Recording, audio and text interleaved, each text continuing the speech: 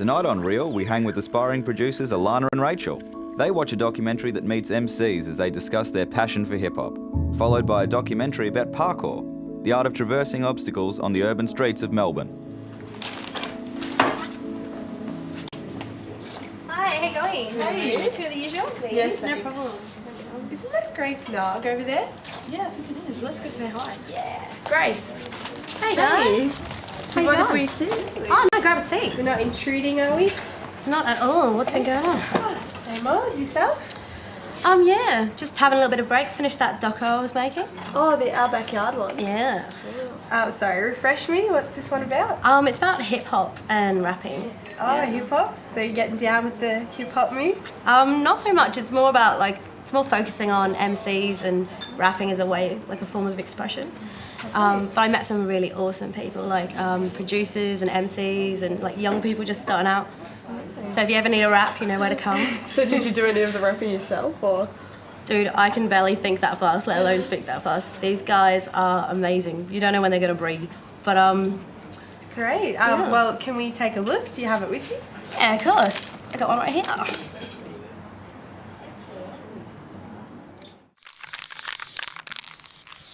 The average Australian backyard, loved by 2 out of 3 Australians. The third one doesn't have a backyard. Walk along the streets, it's the same universal. Our backyard's the beats and speech and verses for a purpose. Free to speak your mind, hard to find but well worth it. Underground arts expression, rising to the surface. Our backyard.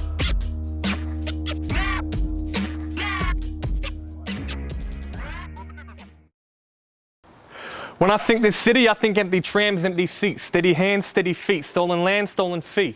Never feeling free, always feeling eyes watching me. Disguised democracy, fake economy, no apologies, squandering property, cement towers and nature's mockery. Tyrannical monarchy, material authority, never stopping me from constantly traversing this city, thirsted with intrigue, conversing and aspersing earnest mystic. This journey I'm accepting through eager alleyways, find a secret passive pave behind reality's barricade. Melbourne hip-hop scene, I've watched it grow. I've watched it be divided and then come together at times and reflect a bit of hope for some sort of, unity.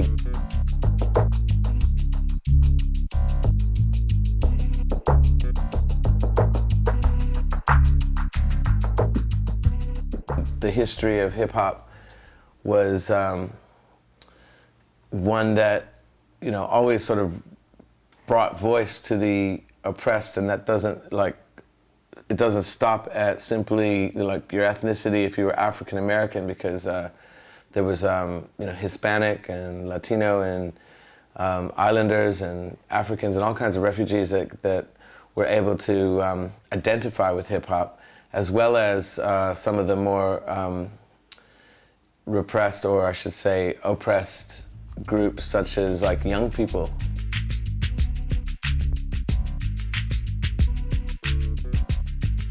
Such an open art form, like anything really is, but the also thing I think with hip hop is because it's on the radio waves and it's such a glorified and commercial beast, it's very accessible, so you can hear it really easily. And for those who are interested and they hear that spark, and you can't really explain it, you can't explain why I wanted to rap first time. I can, at the moment now, in an interview, I can use intellectual retrospection and talk about why I wanted to rap. But I liked the sound of it, and I just thought it was a cool thing to do. And then as I've developed, I've realised that it's this form of poetry that is, you can bring your own definition to it, and that's why I think kids are coming to rap.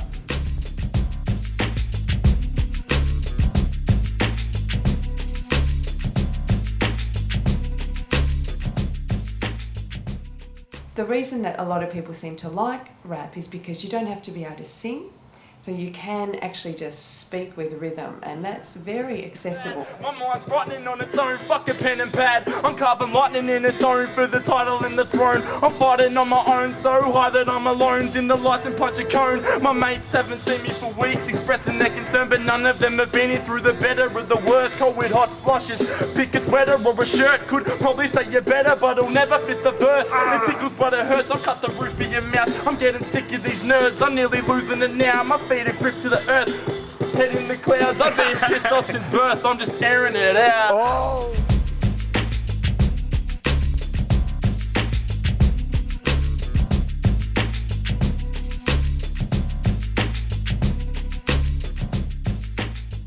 Rap's function has been to reach out, particularly I think to young men, and to give them a way of expressing themselves which is cool and which is rhythm based and which draws on those kinds of concepts from African culture around beats and muscular ability in many ways in terms of what some of those guys can do, and makes it very cool to express where you're at and where you plan on going.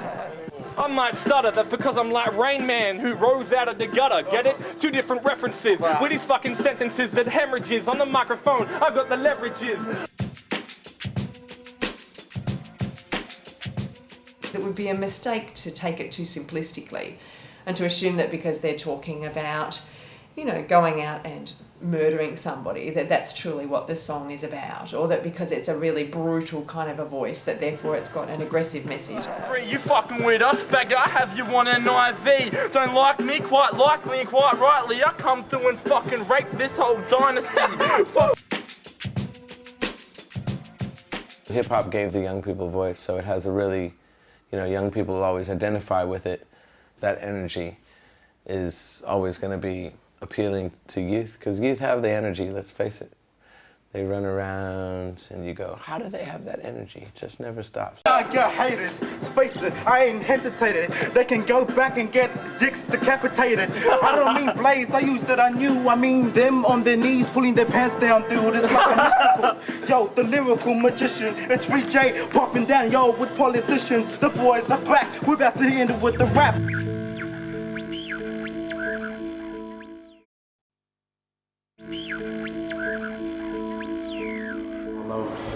Rapping. I started getting to rap when I was 12 years old. It's like how I feel inside, you know. Sometimes I'll be in a negative mood, positive mood, any kind of type of mood. Just write down how I feel, or what situations I've been through, or even, you know, how did my day go. Because we're often hearing hip-hop in the clubs, we want to party, we want to celebrate, so we often associate hip-hop strictly with the party. Or other people, you know, will associate it with the battle zone. But in reality, it can go anywhere, you know.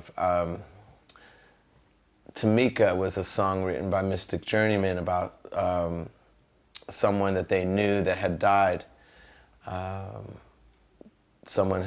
woman who went on a bad date and it ended up in death, and he's recalling that, and I remember crying the first time I heard that, and that's when the first time I realized, you know, hip-hop's got that potential. It can bring anything to the floor, and if it's done sensitively, it can be extremely powerful for the listener, you know, who's feeling that other person, you know, apply their skill to that emotion. So from joy to pain to tears, which tears can be either one.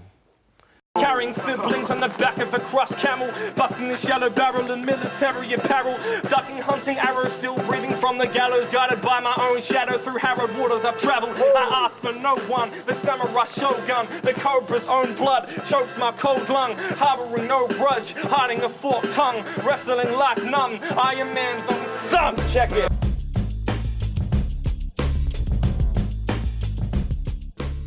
You know, sometimes you got to talk about things, some negative things, and they got to be talked about, put out there, and that's part of the beauty of hip-hop, that it can bring out the negative and the positive, and then you get this thing that is like the truth of it.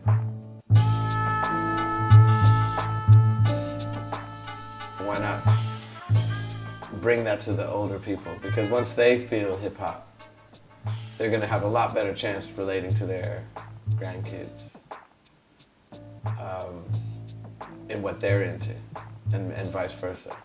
It's like suddenly, you know, grandma's just recorded a hip-hop track? What? Let's hear it. Damn, grandma, you ripped it.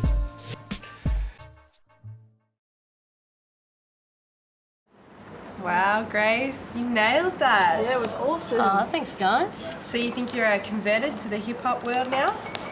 Yeah, somewhat, a little bit. Well, there's so much going on in the Melbourne scene, you know, and you know me, anything to procrastinate from doing some actual work. Yeah.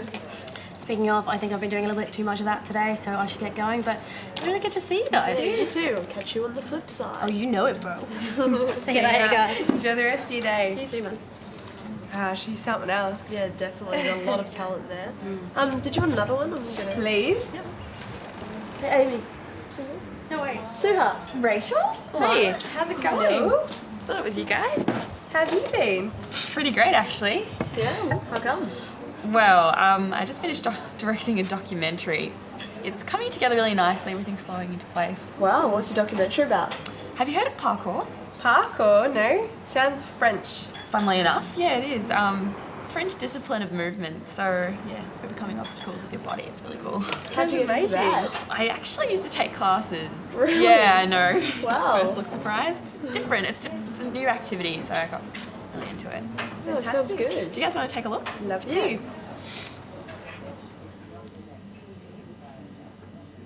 Parkour is a French discipline of movement with a philosophy behind it. Parkour involves moving through your environment safely and quickly from point A to point B.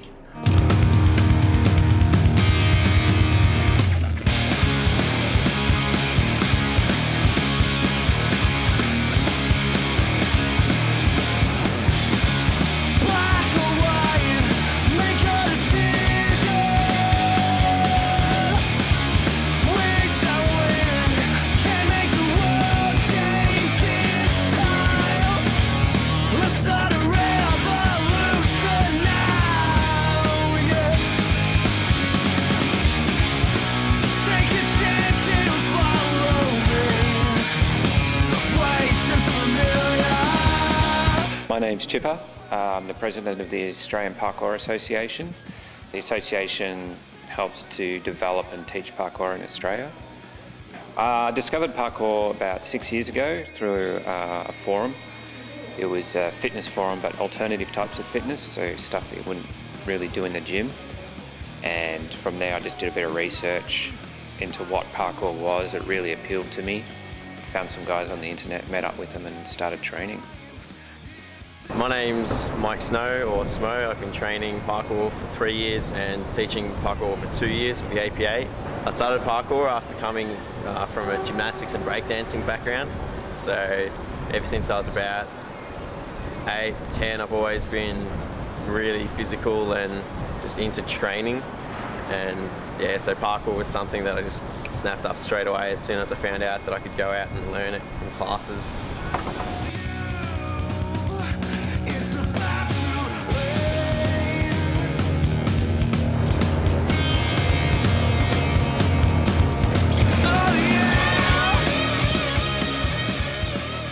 The APA teaches 3 classes every Sunday, all at the same time. We've got first timers, basics and beyond basics. First timers is a lot of talking about various things to do with safety in future classes, so students know how to run and land and roll.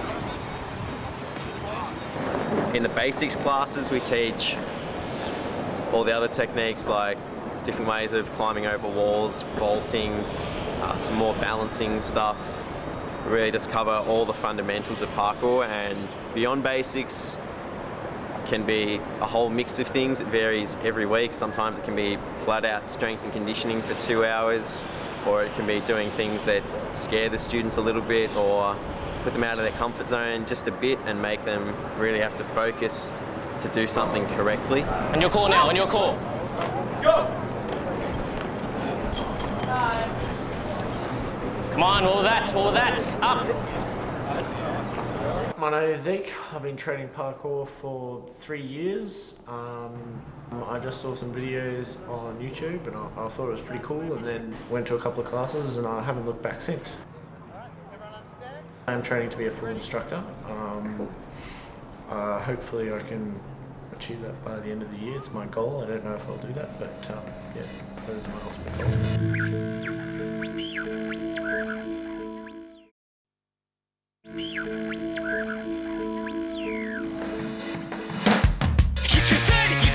We're too this, we're too that, the words are coming out.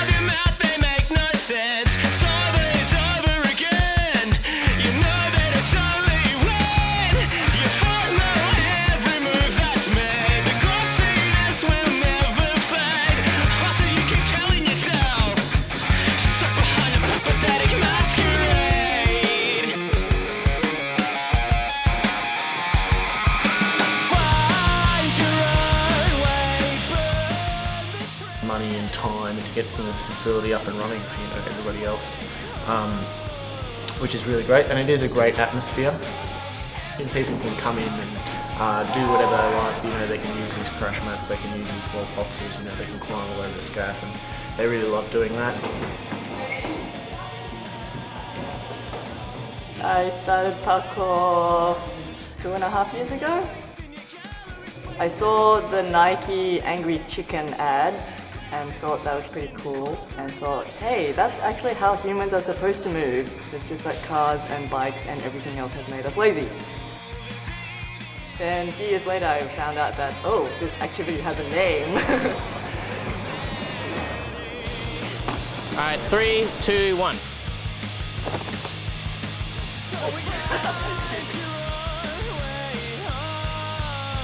Philosophy side of things deals with becoming more confident in yourself as a person and with your physical abilities. Training to become stronger, again, mentally and physically.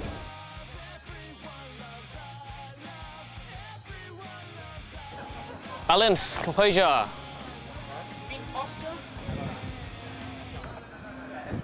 Parkour has advanced from when I started to now quite drastically.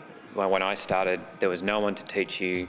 No one really understood what they were doing. It was just watch the videos, try and copy it, just go out and muck around. It's gone from the point of just people getting together and mucking around to quite sophisticated training, lots of strength and conditioning, a lot more understanding about technique, how to execute certain things and why things work the way they do. Cat pass is a vault that you use your hands to pass over the obstacle. So you run towards the obstacle, jump off 2 feet, both hands come down on the obstacle, your knees come to your chest, you pass over the obstacle and land with your feet on the other side and either keep on running or land on a wall. We've gone from a core group of maybe 10 from when I started to there's hundreds of people that train in Melbourne now.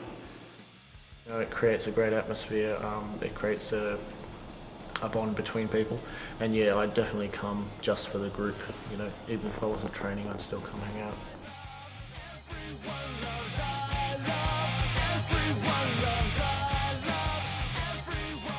For me, parkour has sort of become most of my life over the last 3 years, but also, yeah, it's just something that I pretty much want to do as much as I can all the time, and all the guys I train with are my best mates, so even if I'm not going to be or not planning to be training one day, I might just be hanging out with my mates and end up training anyway, so it's something that's always there for me.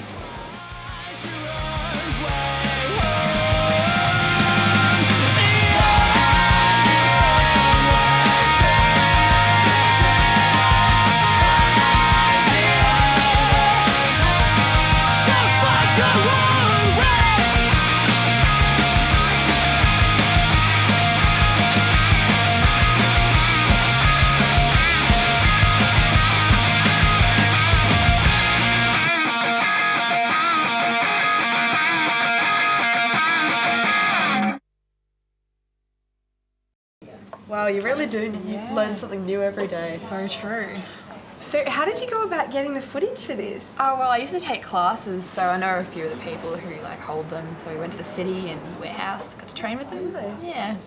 Awesome. So what sort of ended up on the cutting room floor? Oh, well, we had heaps of footage, so a lot of just training that was really awesome, but unfortunately, wrong shots or lights or whatever. So yeah, I know how it is. Did any of your crew get into the spirit and want to join in? And yeah, well, I wanted to get back into it, and filming it even had to take a little bit of skill, but yeah, I think the crew might want to join in future. Nice. Well, you did really well. You should be proud. Thank you. I think we're going to have to work on something together sometime soon. When are we going to work on something together? Oh, whenever you like, Suha. All right. Well, you have my details. It was really good catching up with you guys. You too. All right, well, I've got a jet. I've got to meet with those casting directors, so yes, fun. Awesome. So next week? Yep. Sounds good. See you later. Bye.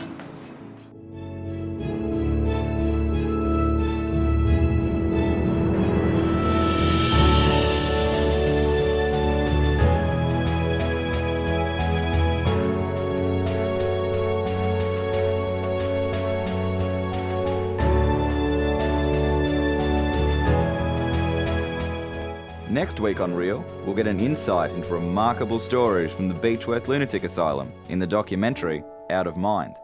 Then, Monique and Tom return to discover the truth behind the kiss, a sizzling documentary that uncovers some interesting takes on kissing.